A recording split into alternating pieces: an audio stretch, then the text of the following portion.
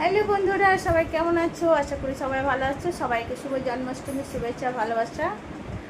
তো আজকে যাব বোনের বাড়ি। এখন মনসা পুজো, তো কালকে আমাদের বাড়িতে লোকনাথ পুজো, জন্মাষ্টমী পুজো সব হয়ে গেছে।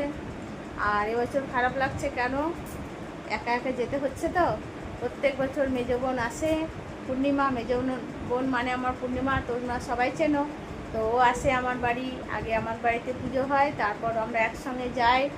তো এবছর একা একা যেতে হবে বলে খারাপ লাগছে।